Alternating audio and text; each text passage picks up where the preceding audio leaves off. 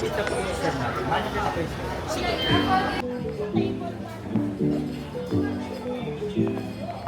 Okay, thank you.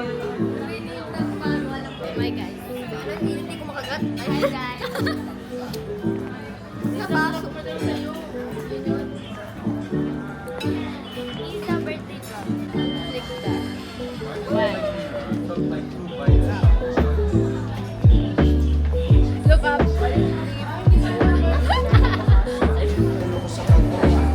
Kahit matulog na lang, kung may ganap si Ate Fiona ng... Ano parang kunin ni Lord? Kaya nga.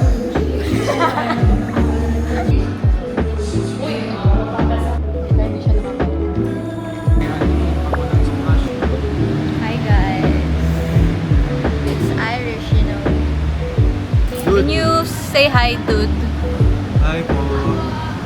Ayoko nang Korea. Takot ako. Pangload ko yan. Sorry guys, I'm haggard right now. Nahihiya siya. Ewan ko ba, nag-aaya kasi kumain.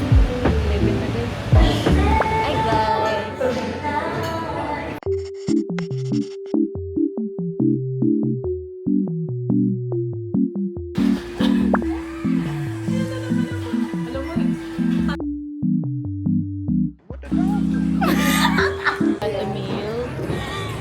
Yan, may pasang layer na ibigay. Yes, study. Soren Creative. Guys, bili na po kayo Soren Creative. Yung palit ko yun eh. Yung tinatawanan kami kasi tropa ko na yung...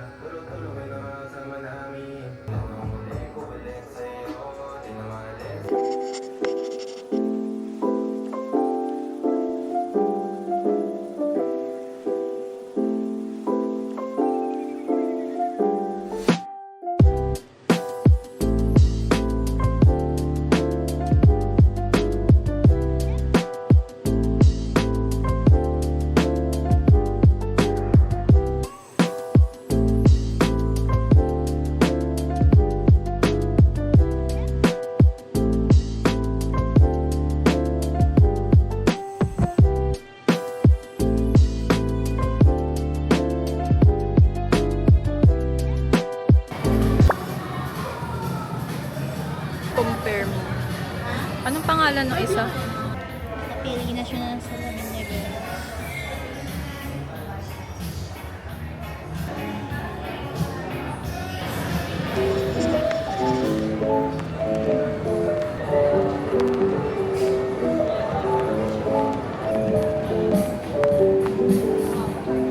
Yeah.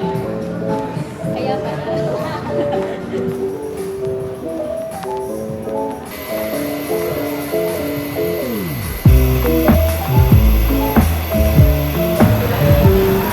Guys, anong orderin ko guys? Gyudon or tonkatsu ramen? Please comment down below. Antayin ko yung comment nyo bago ko order.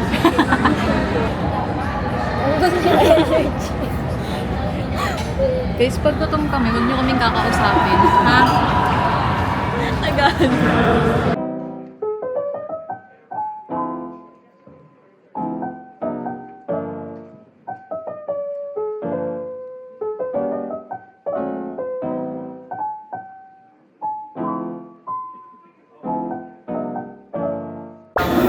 Hi guys.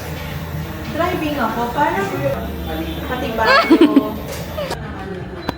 Excuse me, yung sa matcha nyo po, anong notes siya? Like sweet or bitter? Nutty, agad nutty and sweet note. If you know Moonbag. Ah, Moonbag. Moonbag Use po yung gamit Moonbag. niya. So, ceremony. Moonbag. Totoo kay Daryl kasi sabi niya, latte na yung... Free? Yeah. Ano lang si Sarah?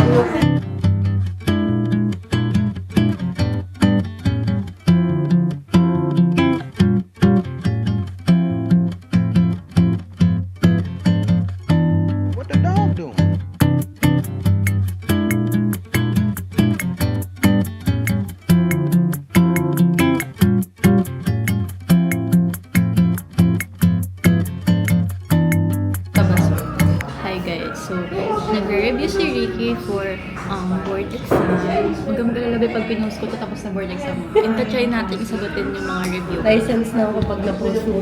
Top notcher pa.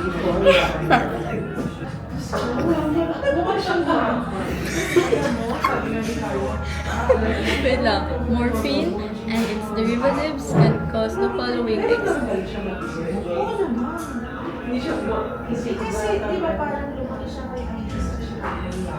A. An agent that neutralizes the poison or counteract its effect is an antidote. Like, kasi napanood ko yun sa movie kapag nagkaroon ng virus. Asan yung antidote?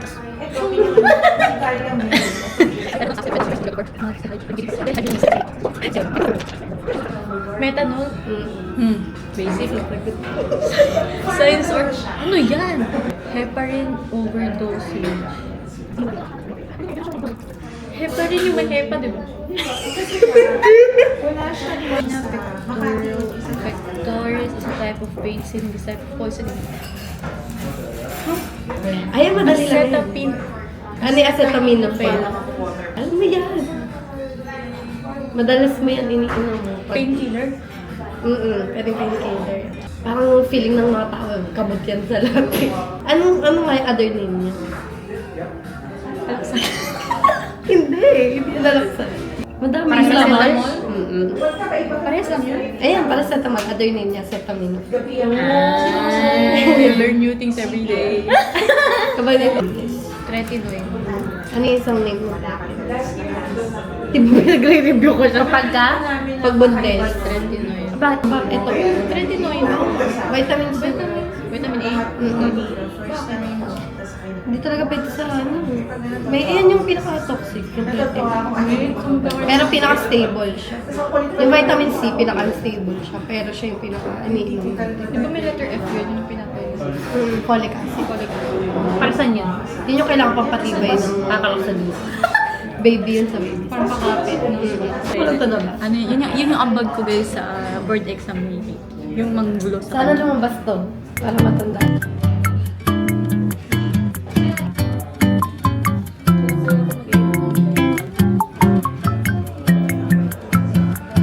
Gagi core memory talaga yun. Ano yung bisa mainis ka?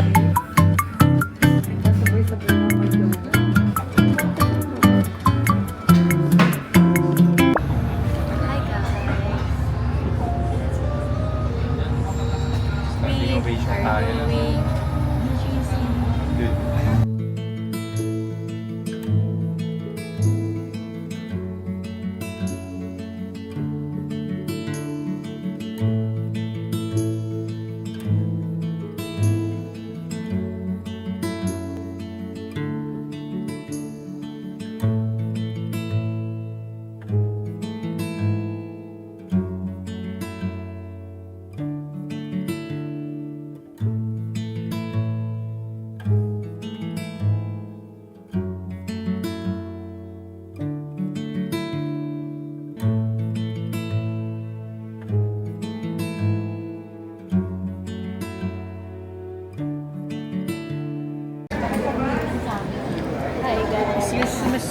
If you're hearing me, I'm coming in sa Marugame.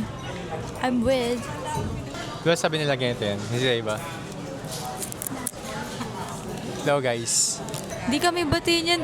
Isipin mo, from High Street, naglakad kami papuntang Mitsukoshi Mall para lang papuntahan yung Tarsier TFF na yun. Tapos pagpasok namin, ayaw naman pala niyang doon kumain. Ending, we're here at Marugame.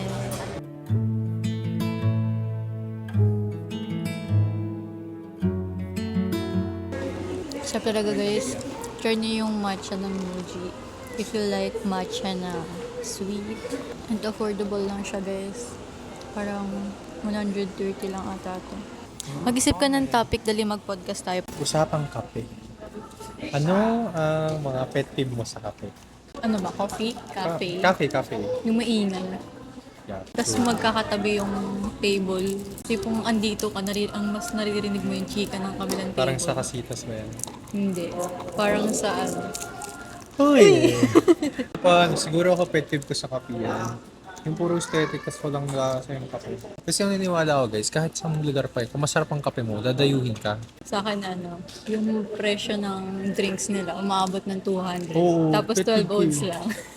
Hindi O naman masarap. Sa usapang probinsya, ako guys, pag ang pagkain lechon, hotdog talaga ang papakainin sa akin. Ako kasi guys, hindi ako makain sa lechon. So, our next topic will be, ano ang di mo kinakain sa handaan? Hindi ko kinakain talaga sa handaan yung Pag probinsya setting, hindi talaga ako makain ng handa pag bagong katay siya. Tapos nakita ko yung kinatay. Hindi ko talaga siya kinakain.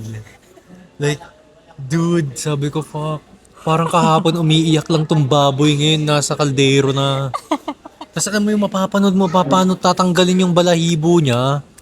Sabi ko, shit, parang ayoko talaga kainin. Parang siyang, yung baboy kumain, kaya, ay. Ganun. Ikaw ba? Ano ba yung mga hindi mo kinakain sa tandaan? Kapag yung manok, native. Ay, yung matigas! Ibang topic, ikaw naman, ibang topic. Anong pet peeve mo sa mga kaibigan mo? Alam mo yung nababad trip sila sa'yo, pero di ka na lang nila diretso yun na nababad trip sila sa'yo. Tapos ngingitaan ka pa. Pet peeve ko yun, dude. Yung kaharap ka na, tapos may problema pala sa'yo, idadaan pa sa ibang tao. Oo, dude. Tangina, napaka two faces nun. Ito naman, usapang pet peeve. Hmm. Pet peeve mo sa magulang mo. Papublish mo ba to? Baka makita eh. Pet peeve ko sa nanay ko. Sobrang OA ng nanay ko. Kwento mo yung kagabi. Tipin mo kagabi guys, gumamit ako ng AI. Sasabi ko, bagong bili kasi yung rep. Favorite pa niya. Naglalagay pa niya ng kung ano-ano, ganyan. Ultimo Conchita guys, nasa rep. Legit. Pati yung yung tinapay niya nasa rep. Tapos, pinicture ko yung rep. Tapos nga AI, like, mukhang kidnapper, ganun. Nakatalikod. Tapos sinend ko sa kanya madaling araw. Alas 3. Tapos, ginising ko. Sabi ba naman sa akin, wait, tatayo na ako. Sumigaw ka na dyan. Pupunta na kami dyan. Ganyan. Kasi nasa labas siya, guys. Tapos sabi ko, joke lang, ma. AI lang yan. Sabi niya, gago, napatayo tito mo. Napatayo din ako na. Tapos yun, ninura na ako. Hanggang ngayon, kanina pinapagalitan ako. Sumakit daw dibdib niya dahil di daw siya nakatulog. Pep tip ko pa sa nanay ko, guys, yung yung magsasabing magsisend na siya sa GCash pero aabutin ng ilang oras bago mag-send.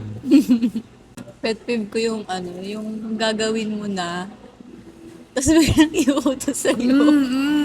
Alam mo ba, ito pa, isa pang pet peeve ko pa. Alam mo yung nasa tabi na niya, tapos utos pa sa'yo. Meron one time, alam mo yung masisipagin ka kasi kapag hindi ka inuutusan eh. Yung kusang loob. Tapos parang mayroon kasi kaming assignment sa bahay kung sino maghuhugas tuwing umaga, tuwing gabi, yung ganun, di ba? Tapos, nasa utak ko na maghuhugas ako. Parang tinatimeran ko lang, di ba ganun ka rin? Yung sinasakto mo yung time.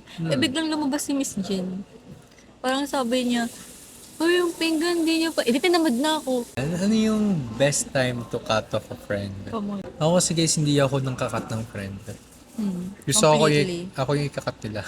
Siguro for me, dumating ako sa point na ikinakat ko na sila to the point na pag nasobrahan na ako doon sa actions nila. Ako kasi, mahaba yung pasensya ko pagdating sa ganyan. So kahit ginawan ka nila ng masama, okay lang as long as na-settle. Pero kapag repetitive yung actions, tapos may ginawa sa'yo na hindi mo na kayang i-tolerate, sinagad ka na ganun to the highest level. Yung tipong pag nagsama kayo, hindi mo na siya kayang pakisamahan.